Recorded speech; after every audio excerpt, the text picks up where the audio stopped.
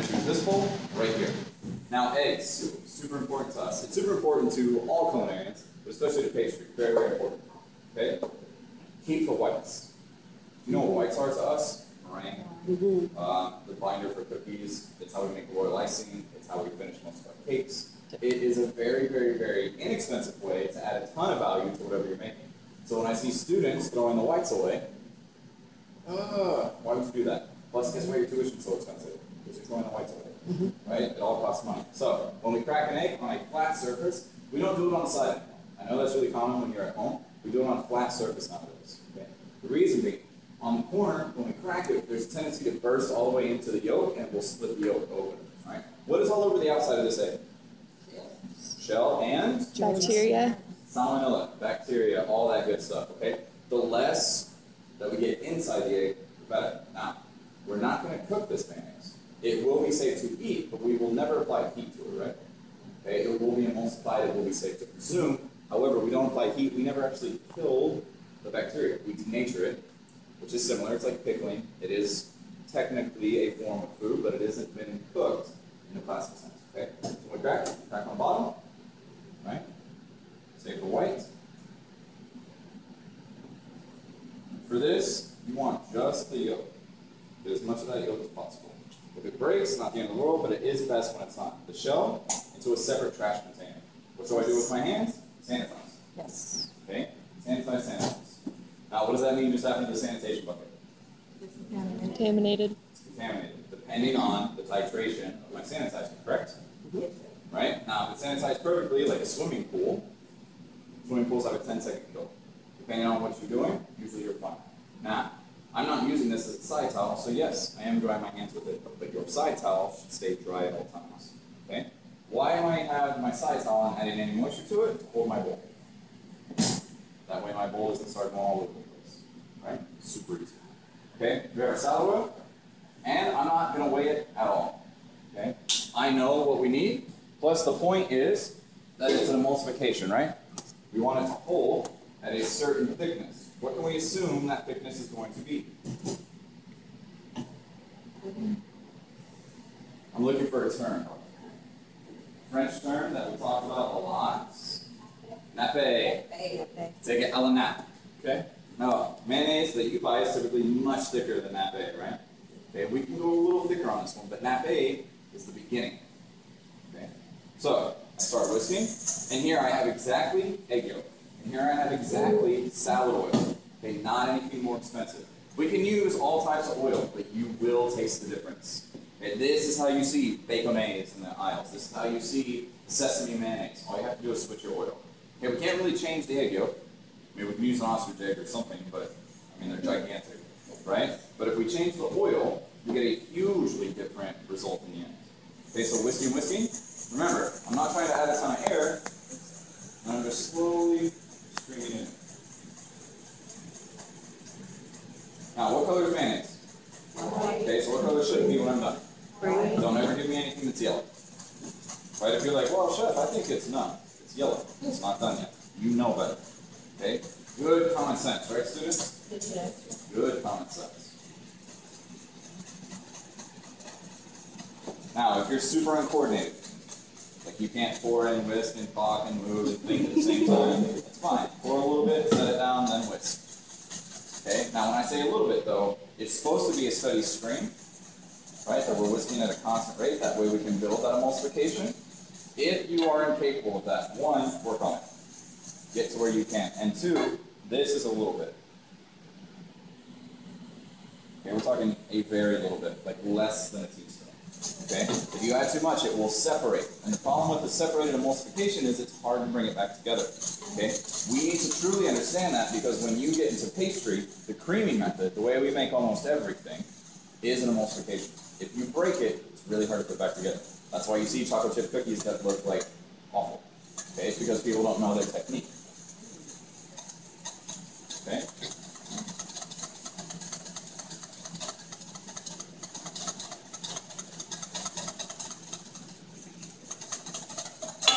So you can see around the edge it's starting to turn white. Just around the edge though, where it starts to thin out. Okay? I'm only at about 2 ounces of oil right now. And you see we have something but it's clearly not even close to Alana.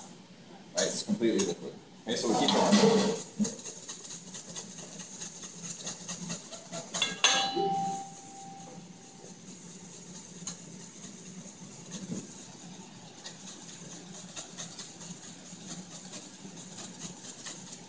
Right? You see, I can feel it getting thicker, and you can start to see where the tracks are just barely starting to hold.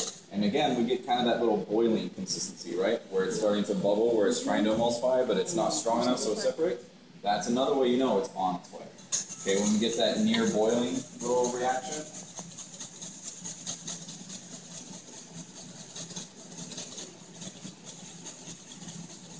Now what happens if I run out of oil? Can I add more? Of course. Right? Of course you can. So we keep adding and adding and adding. So we have the right amount. Can you have too much? Absolutely. But you should have to work really hard to get too much oil in here. Because soon it'll start turning itself into a thick mayonnaise.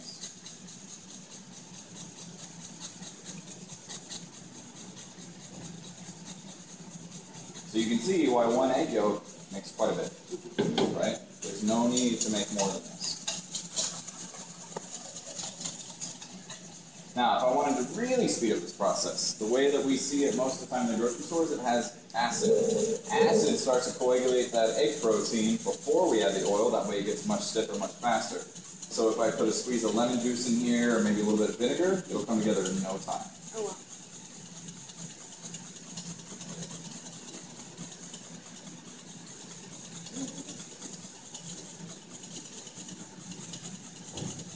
Now, what did we see with the vinaigrette? What's an even faster way to make this happen? Put it in the blender, right? Blender goes crazy fast. Now, I would recommend an immersion blender instead of our stand blender, because it's going to be hard for this to actually circulate and mix evenly. Okay? But, keep going, going, going. Now, thinking these might be really old eggs, because it should have started coming together much faster than this already. And you can kind of tell, like, the egg is, like, really weak. You guys probably don't feel for that yet, but you can tell, like, it feels soft. Like, see how it's holding together? It's not breaking cleanly. So I'm wondering if it might be an old egg. Still fine for cooking. It's not really good for mayonnaise.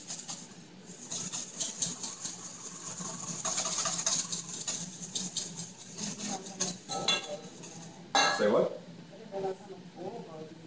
Yeah, mayonnaise is not healthy at all. It's like what we said, depending on the oil. Right, so because I'm impatient, we're going to add a shot of vinegar. And you see what it does to the oil? Remember, we get that vinaigrette? Yes. Okay, so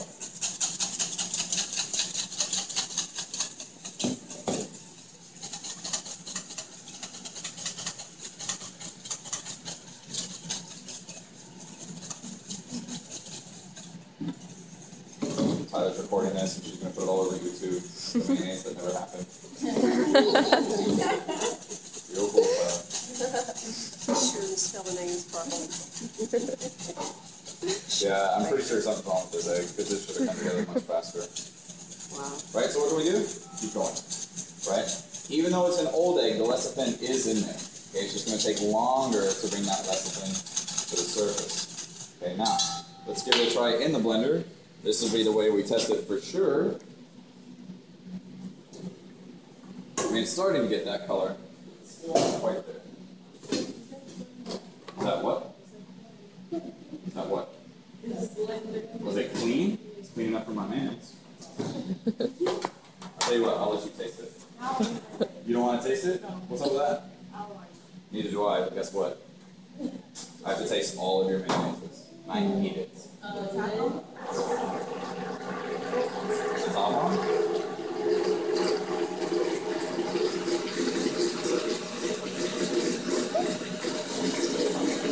Can we see what it's doing now? Alright, we're starting to get there. Now it's getting that classic smell. You can smell it.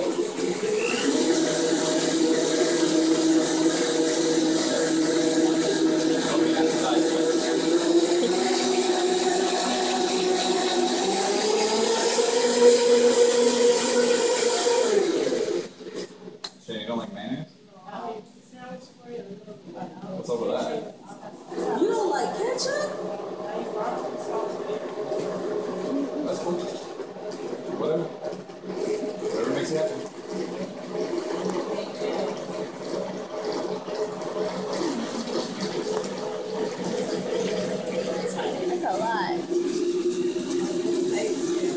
I'm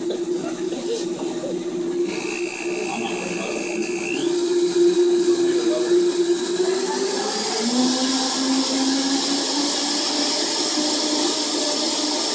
Down here.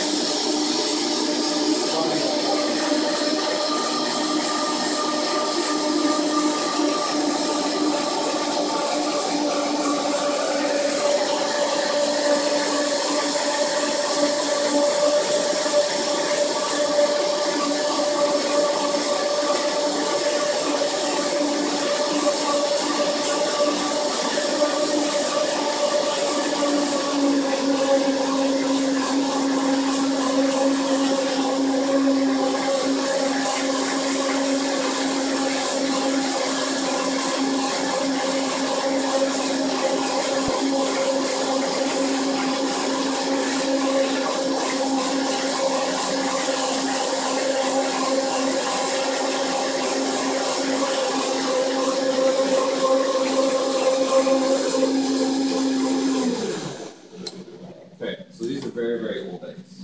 That should have definitely brought it together, right? Under that much speed, with that much protein, it should have come together.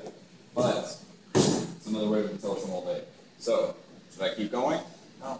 Go get fresh eggs. Okay, if you know it's not going to work, go get fresh eggs. Okay, because it should go together pretty fast. Now, let's move on. Hollandaise. I know you guys are like, wait, don't worry. We're going to make mayonnaise like 4 times before it's ready. Okay? You will make it plenty of times. So many times you're going to be sick of it, I promise. Okay? But in the meantime, let's talk about hollandaise. Because hollandaise is mayonnaise that's done hot. Okay, very hot. Alright, what we're going to do, again, we're keeping the whites. The mayonnaise? The hollandaise will work. The hollandaise is different because we are applying heat. But I understand your concern. I definitely do. Okay, I'm just going to go with 3 for today. Shouldn't be a need for more than that.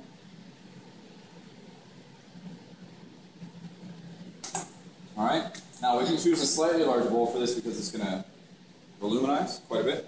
Splash of water, like literally a splash. Okay? Maybe. Okay? What we're going to do is we're going to bring that together so it becomes much more liquid. It basically will look like our egg water. Okay? Which will basically much, much later in the right? Keeping the flame under the pot, so one as hot as I can get it. Now, if it's all the way up the sides, the way I'm going to cook this is I'm going to set my bowl on top.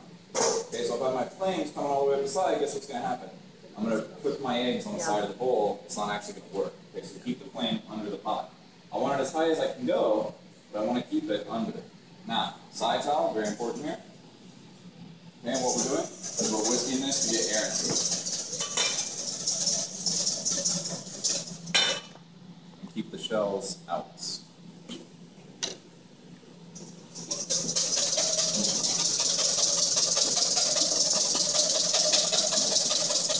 Now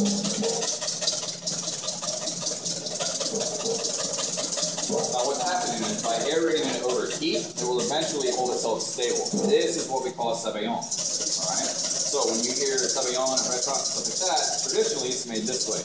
Nowadays there are many ways to cheat the system, but in the classic sense, it's made just like this. Usually you see sabayon on dessert menus where they use a wine or a sweet alcohol of some sort, and that would take the place of the water.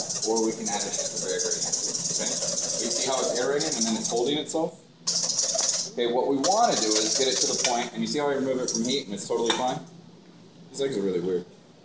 What we want to do is we want to get it to where we can draw a letter and we can see the entire shape of the letter, right? That's how we know it's thick enough. So, usually people choose their name. Like if you put I, it's probably not good enough. But let's say I try to get like a B, nothing. Right, I got nothing here. So I keep going. Now, it's also better to go over water that's already hot. But once you start, you basically have to take it all the way. So if you're terrible at whisking, start when you know you're actually ready. Otherwise, you're going to be here like, oh my gosh. Okay? My first job, straight out of school, I had to do this every day. And we made these to order. And we had soufflés. And I had to whip 2 quarts, like 2 liters of cream when I got to work and cannella for chef. At the end of the first week, I was like, oh God, my arm. Like I couldn't, like my arm was so sore I couldn't drive. And then I was like, hey, what's up everybody? And I'd whisk for like an hour, and they're like, "You're a machine." I'm like, I know. That's where the arrogance started. Whisking and whisking and whisking. Now, make sure. What's up? What? Yeah, that's what I was just What? The fires. That's okay. Shane, I'm bulletproof and fireproof. It's cool. Okay, so see, just those extra couple minutes, now that my water's getting hot, much thicker, right? Okay, so I bring it in. Can I write a letter? Ah, almost. So guess what? Back on. Shane, it's okay. Back on the knee. Okay, we keep going. Make sure to get the stuff off the side of the bowl too. Now, this size bowl that I've chosen is actually more appropriate for like double this recipe, but you can't really whisk in too much of a smaller bowl, otherwise you'll wear it, okay?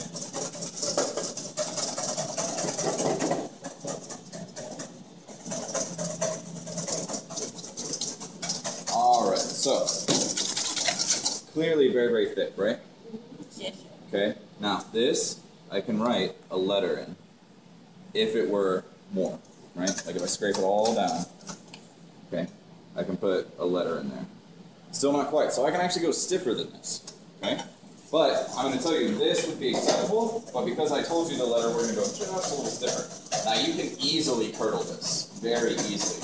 If you're not whisking correctly, like if you're not whisking everything at the same speed, then it will curdle and it will be a big, smelly disaster. So what do you do if it curdles? Start again. Start again. Okay, so we have our hollandaise, or actually we have our sabayon, right? Super, super thick. Okay, it's good enough for me. So then what we do, fill the water, we take clarified butter. Okay, it needs to be clarified. Clarified butter is butter with the absence of water and milk solids, so it is the purest form of butter. Your standard butter is only 80% butter. Okay, the other 20% is water and milk solids. That's why it burns. You can fry in this, not this because it needs to be more clarified. But you can see how we can see through it, right? This does not look like the melted butter you melt when you have shellfish at your house. Right. Okay, this is clarified. It's also called ghee. You guys are fortunate enough to have a huge Indian population in Dallas. If you buy ghee, it's already clarified. You can buy it all day and night at Walmart and other places. Ghee. Okay, so we got to stream this in. And again, here's where my ladle really comes into play.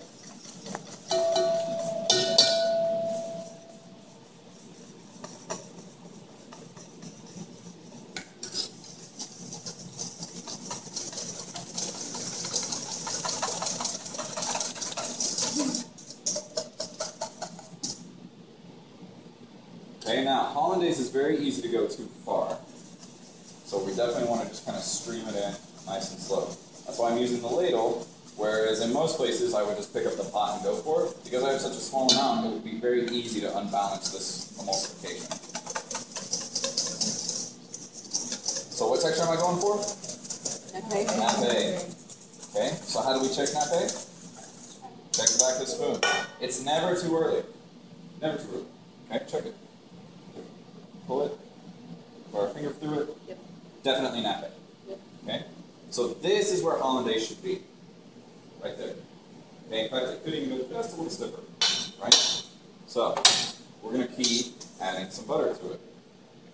Now, clarified butter is incredibly flavorful because it is the pure form of the butter. Right? However, this is often replaced with other things as well. You cannot, I mean, you technically could use oils and bacon fat, but it's not really hollandaise at that point, okay? It's something different. So you see how it's starting to get really thick? Like it's starting to super emulsify, okay? If I keep going, I can actually turn it into something kind of like Jell-O. Oh, wow. Which sounds good, but it's really kind of gross. Baby butter Jell-O? Yeah, but the thing is, it doesn't stay that way. Plus, if you eat it, oh, my goodness, that's a lot of calories. Okay? Right? Starting to get super thick. And it's starting to get grainy also. Alright? So I'm going to keep going because I want to show you guys how to fix this because I know on F2 you're going to go too far at least once.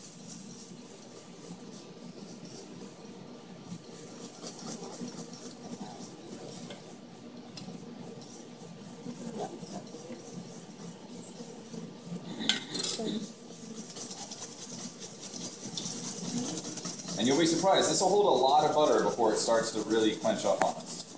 Okay, like now, we could still serve it as hollandaise. Right? It'd be a little thick, but especially if we put it over like hot anything, it'll kind of just glaze it. And that's exactly where we want it when we do like hot breakfast. Or when you start using hollandaise in your desserts, you usually want it just a little thicker. Now, if you think hollandaise is delicious, wait till you add a whole bunch of sugar to it. Then it's crazy delicious. Okay, you see how it's starting to react really weird? It's starting to try and break on itself. It's starting to get really, really like web-like. Okay, it's because we're getting way too high in our fat content. But we whisk faster. Okay, and we can bring it back together. Right? So, we're still actually not over. A lot of butter can go into a hollandaise.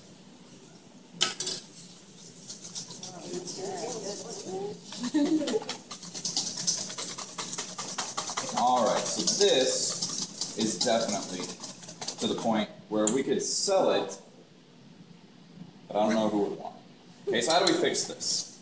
Okay, what is the opposite of fat?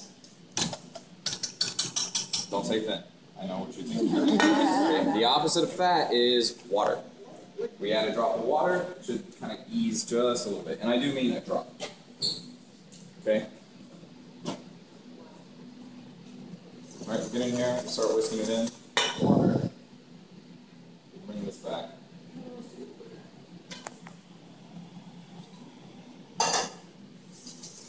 So when you have issues and you're like, oh man, too much. Okay, maybe you don't have time to start over, just start adding water. And you see how it's starting to relax already?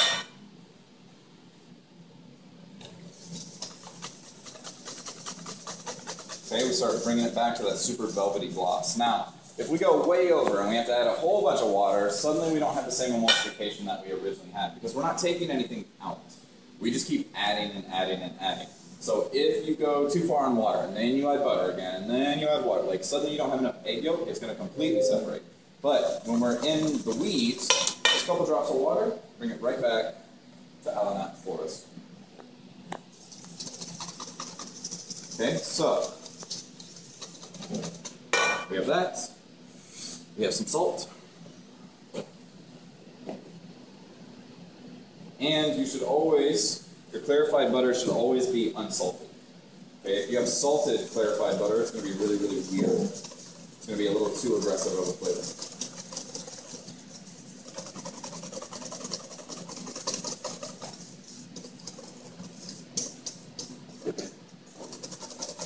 So please, taste. This is still in the servable range, but it is thick. I want you to feel how it is in your mouth. Alright, so please, just bring a box of spoons over. See, there's definitely something wrong with the eggs because it's starting to coagulate on top. Yeah, there's something wrong with the eggs. So, they're fine when we apply heat, not so fine when we use them as they are. So, small taste. This is your breakfast. Enjoy it. So four fresh eggs would be the best product. Fresh eggs are always the best, absolutely. And if you can get them while they're still warm, go for it. My sister raises chickens, so she's got tons of it. So. It's like stupid buttery, right? Throw some of the spoons over this way. So is hollandaise vegan? Thank you, sweetie. Not even close, right? That much butter and that much egg, not even close. Thank you. Yeah. Thank you. What's that? Oh, yeah. It tastes like butter. It's like salted butter. Well, that's the thing. Clarified butter is just butter. Like, there's no water, there's no milk solids. It's not schmearable, right? I mean, it's always like this, or it converts back into a solid. So, what do we think of the seasoning? Shane, aren't you going to taste it? Just like this? I'm used to it so much. So what is hollandaise I got a big piece of salt in mine. Oh, mine? I have like a big piece of salt in mine. You see it on Eggs Benedict. So I have like this. You see it at breakfast more often than not. Oh yeah, you'll see it at breakfast a lot. Okay, so now this is the mother sauce right here. This. I would say it's a little thick, but that's the mother sauce. Anything you add to it from this point, it then becomes a dry sauce. They're very, very different. Right? Are there any questions about our hollandaise? Who wants to eat our mayonnaise? Watch Shan, look at it. Old egg mayonnaise. Okay? Salmonella. So it is emulsification. So we understand the process, right? We have to go nice and slow and steady and do that. Okay, we need fresher eggs than we have today. So, I'm not going to ask you to make mayonnaise because that would be a disaster for everybody. Now, I'll leave this here in case you guys just want to start it all down. And we're going to jump straight in to our super, super exciting tornado. Okay?